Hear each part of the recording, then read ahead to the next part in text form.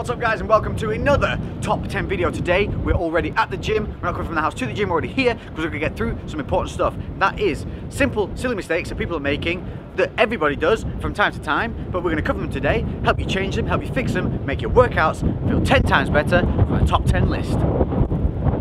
Starting with the gym favourite, the bench press. The most common thing we see on the bench press is people overexerting or going through a range of motion they shouldn't be doing, and that includes dipping the chest and extending the shoulders.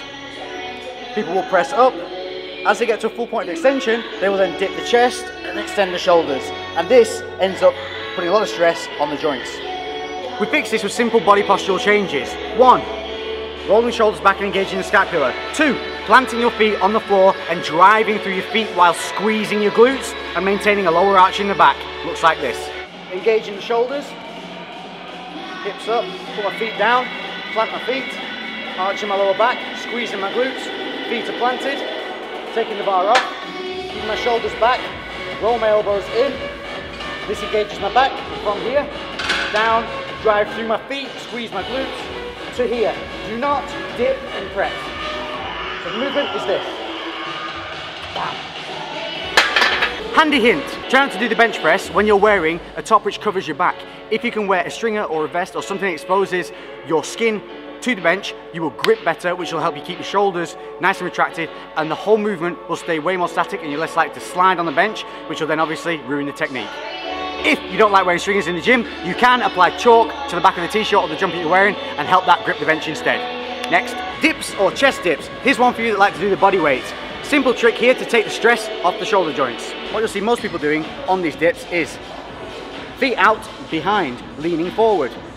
We're told that this keeps the emphasis on the chest, and it's kind of true, but what it also does is at the very base of the movement, stress the shoulders in a great way, because the shoulders become the lever point of the entire movement, and that's not what we want. Here's how we counterbalance it. So here's the common one. Here's how to take stress off the shoulders. Simply put your feet in front, maintaining the upper body lean.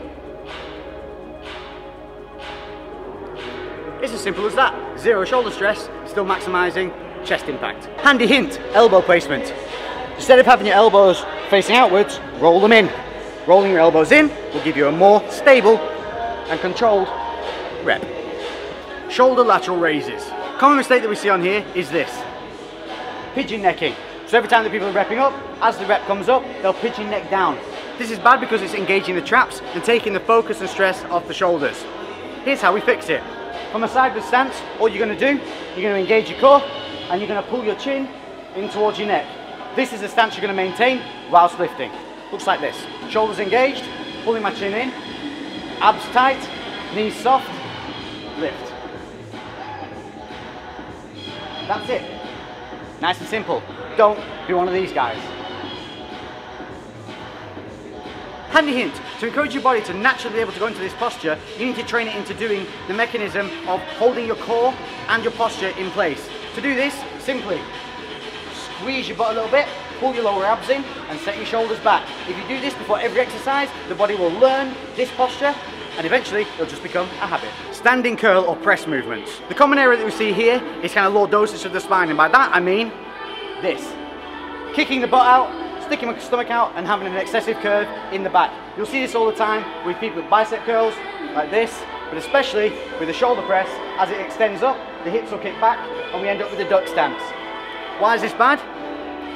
It's making your core lazy and it's also destabilizing the movement. Here's how we fix it. Set the shoulders, pull your lower abs in, and now squeeze your glutes whilst keeping your knees soft, feet hip width apart. You have to maintain the core and the glutes. That will stop your hips from being able to tilt front to back, and it'll help maintain that posture. From here, you have to physically fight the want to be able to lean back or extend those hips. So your curls should look nice and strict. Again, we were talking before, tuck that chin in, nice and strict. What we don't want to see is this. Same with the press. Chin in, shoulders back. As we press through, you're going to want to stick out. At this point, you're going to want to get under the weight by sticking your belly out, kicking the hips back. That's what the body's going to want to do. Fight it. Glutes, abs, press. Chin in. Now we're working the muscle. Handy hint, if you have a bad habit of blowing out your stomach or letting your hips kick back, Wear a belt whilst doing these movements, slightly loose, so that if you feel your stomach expand, it'll touch the belt, and that'll help trigger you to pull your stomach back in and engage those glutes again. Leg press. Now this is one in the gym, it's a major piece of equipment, it's a big compound movement, but because it's stabilized, people just get on it and shift it from point A to point B. When utilizing a machine, we have to remember that we still have to focus on working the muscles that we're intending to work and not bringing in other muscles to help compensate to get the weight from point A to point B. We want to be able to lift the weight from point A to point B. So on the leg press, here's the main problems that we see. Not only is this a big issue in the form of the technique is going downhill, but number two, it's also very, very dangerous. You should always protect your knees and shoulders at all times. Be very aware of them because they are joints that can pop at any moment, and when they do go, they will ruin your training life. The leg press issue that we see all the time is on the positive part of the movement. Once we've got down to a nice negative point, what's going to happen here is it's going to start to get hard. At this point, people dissociate from the muscle that they're trying to work, and all they're thinking about is firing that weight back to the top. So what happens is, the knees come in, buckle, and then the weight goes up with a twisted knee, and we're now completely out of alignment. All the load is off the muscle and onto the joints. Terrible. Here's how we fix it. Once you come down to the negative parts of the motion here, you have to keep the weight in the heels of your feet. You have to keep tension in the legs and keep the load here. Do not come down so low that your body compacts up and the weight just dissipates into your body. Stop the weight, keep the load here, then drive up through your heels, keeping your knees nice and straight and in line. Focus on keeping the knees straight. If you need to, put your hands in between your knees and force them apart here and press up like that until you build that motor pathway. Handy hint, once you've unloaded the rack, roll your knees and feet out. Watch my knees. Roll. And I'm doing the same with my feet. I'm trying to twist my feet out and I'm rolling my knees out. I maintain this roll and twist the entire way down.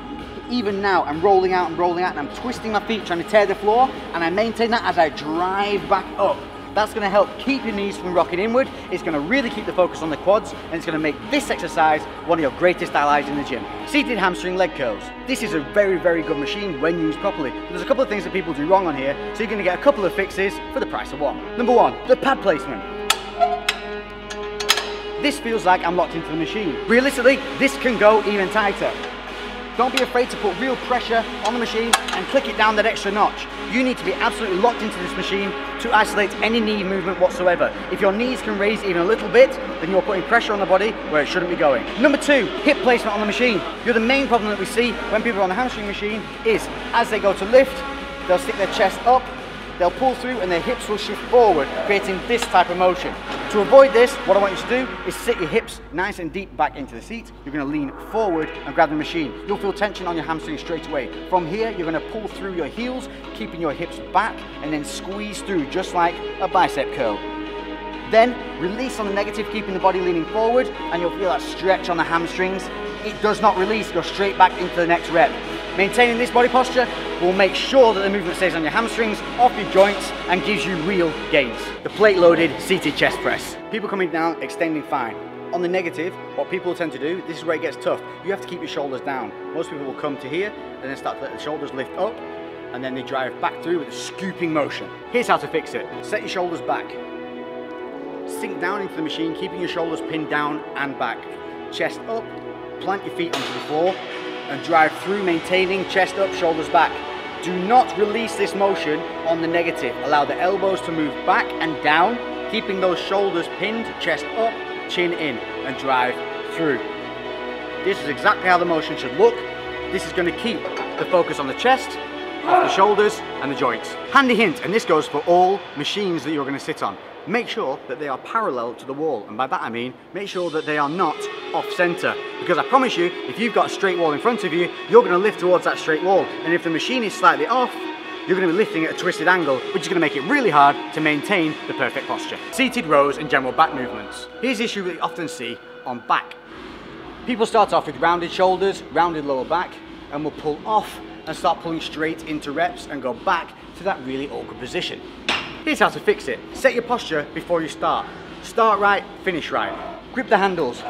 Pull them up with your chest up, shoulders back, and an arch in your lower back, and lift off more with your legs, keeping your arms straight. Set your starting posture. Shoulders back, chest up, lower back, engaged but relaxed, and a nice arch maintained. From here, we're going to move, keeping the shoulders back from the hips and the waist. how I lean forward. What I'm not doing is letting the shoulders go and then following it with a rounded back. So I'm hinging at the waist and the hips, allowing the arms to extend, keeping the shoulders back. Then from here, I'm gonna drive through with my elbows, not my hands, and lift my chest. Bang. Really nice and smooth and really dialed in. This is going to really help keep the stress off the lower back, keep the focus on the back that you're actually trying to work, plus help engage that scapula and create that motor pathway for a better posture. Handy hint, don't treat your hands as part of the movement. Think of them more as meat hooks. The movement starts from the elbow when you're pulling. If you lift from the elbow, you're going to engage the back earlier. If you lift through the hands, chances are you're going to lift through the hand, engage the forearm, through to the bicep before you even start hitting the back. So remember, forget the hands, start at the elbow. Tricep extension movements. It's a really common problem that we see on all tricep movements that generally done on cables or some form of extension. And that is starting the movement essentially at the point of contraction. What do I mean by that? Rather than setting the movement here, people fly down and then start and set it down here. This is exactly the opposite of what we want. This is like starting your lat pull down at the pull down point, or bench press at the full negative. It makes no sense. Here's how we fix it. Before you come to triceps, make sure that you set your body correctly. Again, we're gonna look for shoulder position, chest up, relaxed knees, engaged core, glutes active, not squeezing hard, just active to stop any of that pelvic tilt. From here, relaxed, we're gonna pull the elbows in towards the body. This is my starting position. Look at how my posture's set. Everything's ready to go, everything's locked in. Now from here, I can extend through and get a full motion on the triceps and then come back up to the correct starting position. Start right, finish right.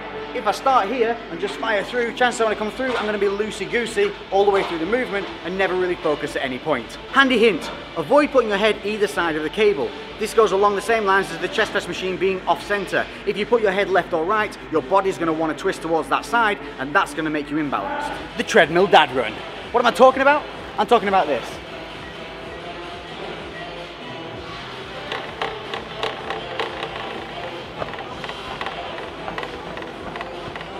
I'm running, but I could be walking at a generally normal pace.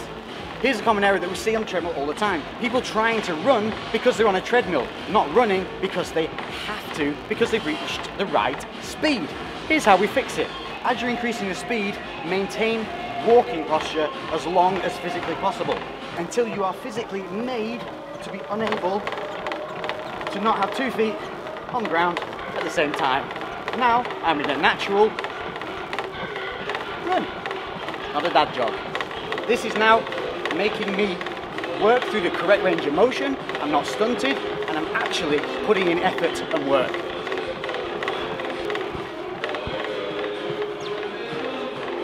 Never again.